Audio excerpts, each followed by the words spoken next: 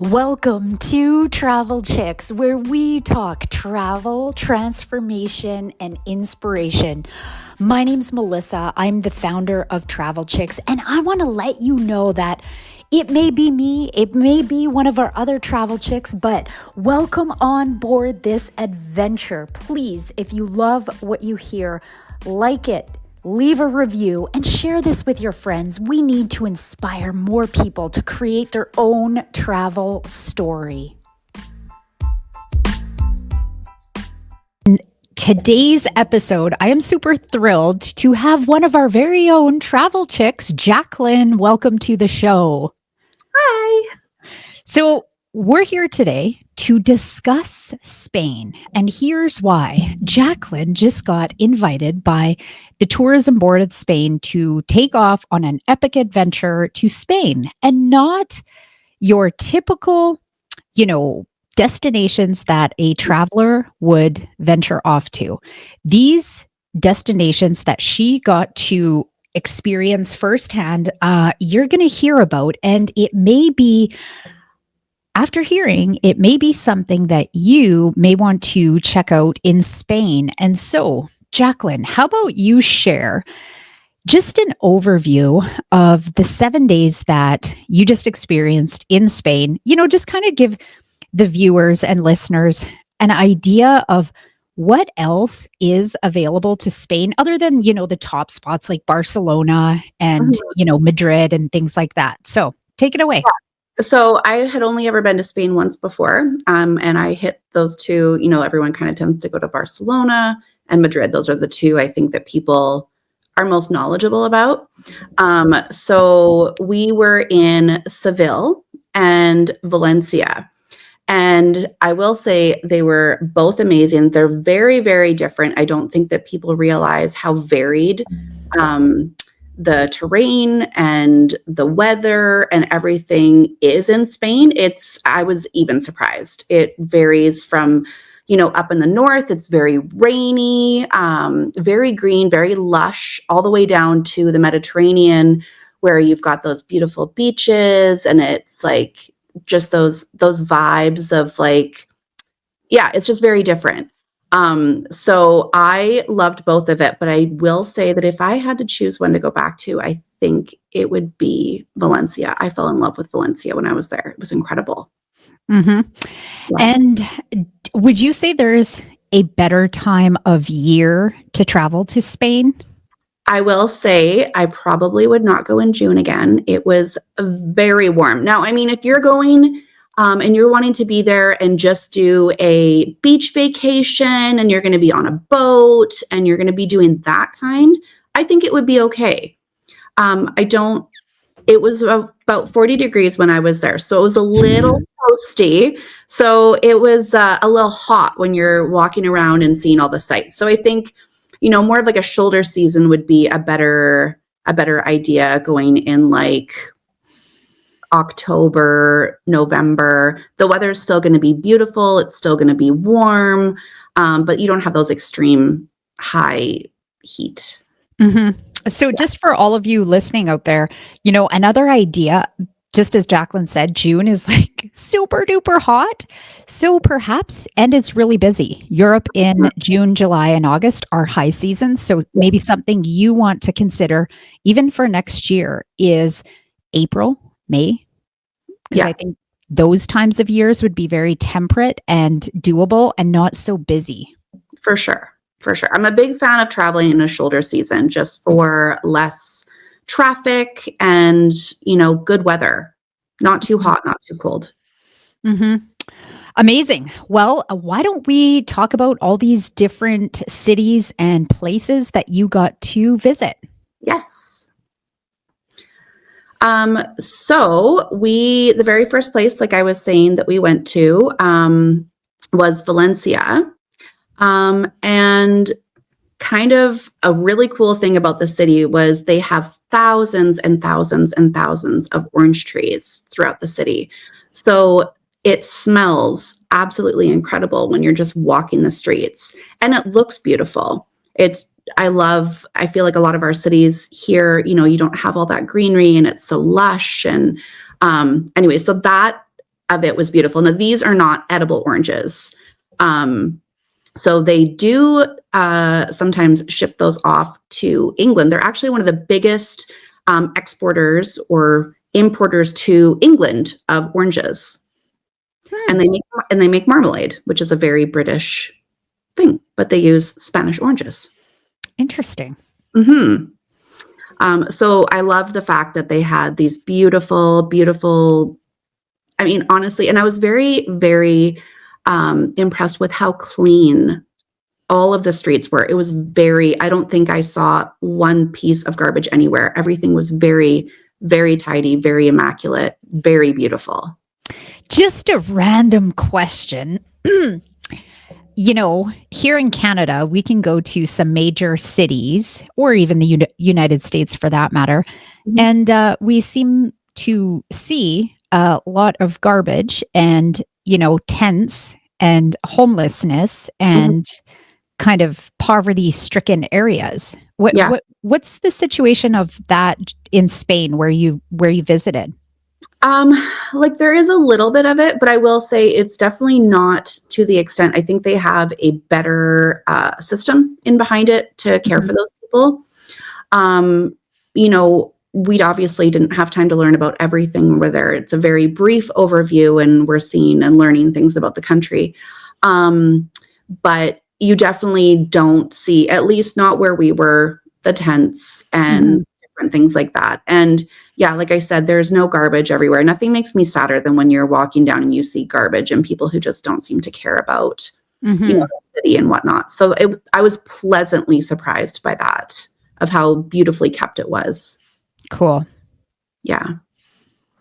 Another beautiful place that we got to discover was the real Alcázar. This is it's still used by the Spanish royal family. So it's still an active. It has been used for filming in Game of Thrones, which is kind of cool. And it's really neat because you see the connection between like the Christian and the Moorish. And it's really a combination of all that history. There's just thousands and thousands of years of history there. And you see that in the architecture and they blend together so well. So I really feel like if you have somebody who's interested in that, it really is kind of an architect's dream, a city to go and see all this, the history, and it's just magnificent. Neat. Yeah. And this is in Seville. This is in Seville. Yeah, we're still in Seville. Okay. I have just a few key things that I wanted to show about that kind of highlight each place. And then flamenco actually originated in Seville, and people there are very, very passionate about it. And it is quite a sight to see when we were able to witness a dancer. We went to their school there and we were able to learn how to play I don't remember the name, but they have these square drums that you can kind of play. So they gave us kind of a quick lesson on that. And that was really neat. So it's very, very interesting to see, how passionate and how integrated this is into the history of the city and how the people are so proud of their heritage. Awesome. This was also very cool. The nickname for this is las Setas, which means mushrooms, or the mushrooms. So it's a giant wooden structure that they have up above, kind of in the middle of the city. And you can go up on top and they have these beautiful pathways that you can walk all over. I actually didn't even realize while I was walking that this structure was made out of wood until later. So you would think that it was made out of metal or iron and something like that. Yeah, it's all made out of wood. So it's a beautiful place to go to be able to see wonderful views of, we got to see the sunset up there and just the overall, get a great feel for the city. So I would highly recommend that if anyone is going there, you should definitely go and see this. It's really striking. Yeah. And then from there, we moved on to Valencia. It was a very short flight, I think just over an hour. Valencia kind of has my heart. I absolutely would go back here in a heartbeat. The city, again, it's beautiful. The people are wonderful. We had an amazing tour guide who showed us around the city, and it was incredible. One of the big things from there, from all over Spain, is tapas. The Spanish do not like to eat dinner until very late at night. So that was definitely an adjustment when I was there, because I think the earliest we ate dinner was 9:30. Wow. And we were eating more often at like 10:30. One night, I think it was 11. So very different than our Canadian, we're going to have dinner at 5 and then, bedtime's at 9. Mm-hmm. So they have the tapas to kind of at dinner time, basically. To kind of tide you over. They tend to have their lunch later at like 2, maybe 3. And then around 6, 7, you can have your tapas, which just gives you a little bit of a snack to kind of carry you through. And then you have your dinner later on at night. But this is like it's very much cultural. People get together, they visit, they have a glass of wine, they eat the tapas, they share it. It's very a family style too. So if you go out to a restaurant and you're ordering tapas, they'll place everything out on their table, and then everyone just eats off the same plates. Like, it's not, again, like here where you get your dish and then they'll hand out little side plates and, it's all very family oriented, very communal, right? Mm-hmm. So what about when you're traveling around? It's Spain. So is there a lot of English translation, or is a lot of stuff in Spanish? I feel like there was, I think everything that I didn't notice anything that I'm like, oh, I can't read that when I'm thinking back. So I feel like there was a lot of translation. Obviously Google Translate comes in super handy if you ever do have an issue, but I feel like there was, definitely an English description for most, especially the bigger things that you're going to do, or if you're in a restaurant and different things like that, so that you didn't have to worry about that. And I found that most people spoke English. Like, there really wasn't a language barrier. Mm-hmm. I could definitely see maybe if you go to smaller cities, it might be that way, but I feel like a lot of the larger cities, it really is not the language barrier that it may once have been. We also pay. I always say this wrong. Paella, which I butchered the pronunciation of that, it was invented in Valencia. It's now been adapted all over Spain, and everybody has their own version of it. So the traditional version has rabbit and snails in it. So we actually were able to take a class. They thought, this is a picture of the one that we made, and they thought that the traditional might be a little bit too out there for us. So we just had ours with chicken, which I'm actually a little bit disappointed that we didn't get to try the traditional. I am all for trying something once, It was amazing. It was so good. I would travel back there just to eat that. It was incredible. So they have that, again, like in all different regions, it kind of varies. So on the coast, you're going to have like more seafood heavy. And then if you go inland, you're going to have like more heavier meat rich dishes. So what started in one area has then been pulled into other regions, and then everyone has their own interpretation of that, which is kind of neat. Mm-hmm. Another thing, they're very, very, very big on gastronomy. It's a huge part. Food is a huge part of the Spanish people. And this is the Mercado Central, and it is the largest food market in the world, and one of the oldest. It is beautiful. There's over 1,000 stalls there. So we spent about an hour just wandering up and down. You see everything from your meats to your seafood to your tapas to they sell saffron. I was lucky enough to buy some Spanish saffron there, which is considered the best in the world. Yeah, and in the middle there, you can see that's the ceiling of the building, which in itself is so beautiful. Like you wouldn't think to go into a food market. And then you look up and there's just this stunning focal point in the middle of it. Wow. Yeah. So absolutely beautiful. I think that's my favorite thing is just how picturesque and how elegant everything was. Mm-hmm.